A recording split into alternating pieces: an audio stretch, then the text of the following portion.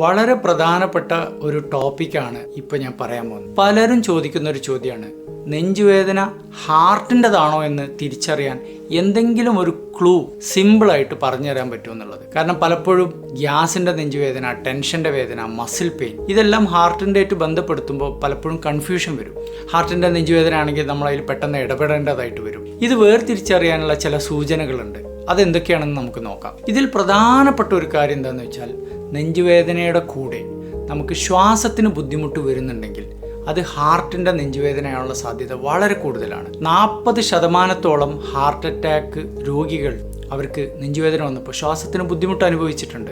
ഇതിൻ്റെ ഒരു പ്രധാന കാരണം ഓക്സിജന്റെ അളവ് കുറയാന്നുള്ളത് തന്നെയാണ്. പലപ്പോഴും ചെറുതായിട്ടൊന്ന് ഇളകുമ്പോഴേക്ക് കൂടുതൽ കിതപ്പ് വരിക, അല്ലെങ്കിൽ ശ്വാസത്തിന് ബുദ്ധിമുട്ട് വരിക, ഇതെല്ലാം ഹാർട്ടിന്റെ സൂചനയാവാം. പിന്നെ രണ്ടാമത് നമ്മൾ ശ്രദ്ധിക്കേണ്ട കാര്യം എന്ന് വെച്ചാൽ, നെഞ്ചുവേദന നമ്മുടെ ശരീരം ആയാസപ്പെടുന്ന സമയത്ത് കൂടി വരുന്ന അവസ്ഥ. ഇതിന് അഞ്ചൈന എന്ന് പറയും. ഇത് ഹാർട്ടിന്റെ ബ്ലോക്കിന്റെ സൂചന തന്നെയാണ്. ബ്ലോക്ക് കൂടി വരുന്നതിനനുസരിച്ച് ഈ പറഞ്ഞ അഞ്ചൈന എന്ന് പറയുന്ന നെഞ്ചുവേദന പതുക്കെ പതുക്കെ കൂടി വരികയും അത് വൈകാതെ അറ്റാക്കിൽ എത്തിപ്പെടുകയും ചെയ്യാനുള്ള സാധ്യതയുണ്ട്. മറ്റൊരു പ്രധാന സൂചന അമിതമായി വിയർക്കുക എന്നുള്ളതാണ്. നെഞ്ചുവേദനയുടെ കൂടെ അമിതമായി വിയർക്കുന്നതിനെ ഡയാഫോറസിസ് എന്ന് പറയും. ഇത് ഏകദേശം 60% ഹാർട്ട് അറ്റാക്ക് രോഗികൾക്ക് അനുഭവപ്പെടാറുണ്ട്.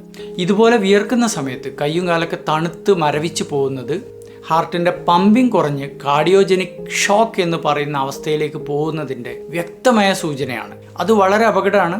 ഉടനെ തന്നെ നമ്മൾ ആശുപത്രിയിൽ എത്തിയേ മതിയാവും. മറ്റൊരു പ്രധാന സൂചന തലകറക്കാണ്, അതല്ലെങ്കിൽ കണ്ണിൽ ഇരുട്ട് കയറലാണ്. ഹൃദയ സംബന്ധമായ നെഞ്ചുവേദന അനുഭവപ്പെടുന്ന 25% വ്യക്തികൾക്ക് തലകറക്കം അല്ലെങ്കിൽ കണ്ണിൽ ഇരുട്ട് കയറൽ അനുഭവിച്ചിട്ടുണ്ട്. ഇത് പലപ്പോഴും തലയിലേക്കുള്ള രക്തോട്ടം കുറയുന്നതിന്റെ അപകട സൂചനയാണ്. ഇനി നമ്മൾ എന്താണ് ചെയ്യേണ്ടത്? നെഞ്ചുവേദന വരാൻ സാധ്യതയുള്ള വ്യക്തികൾ എന്ന് പറയുന്നത് ഹൃദയ സംബന്ധമായ പാരമ്പര്യമുള്ളവർ, ഷുഗർ ഉള്ളവർ, പ്രഷർ ഉള്ളവർ, കൊളസ്ട്രോൾ ഉള്ളവർ, പുകവലിക്കുന്നവർ, ഇങ്ങനെയൊക്കെയുള്ള ഒരു വ്യക്തിയാണ് നിങ്ങളെങ്കിൽ, പ്രത്യേകിച്ച് നിങ്ങളുടെ പ്രായം കൂടി വരുന്നുണ്ടെങ്കിൽ, തീർച്ചയായിട്ടും നെഞ്ചിൽ അസ്വസ്ഥത ഉണ്ടെങ്കിൽ ഒരു കാർഡിയോളജിസ്റ്റിനെ കണ്ടിട്ട് ചില ചെറിയ ചെക്കപ്പുകൾ ചെയ്താൽ അപകടങ്ങൾ നമുക്ക് ഒഴിവാക്കാൻ വേണ്ടിയിട്ട് സാധിക്കും.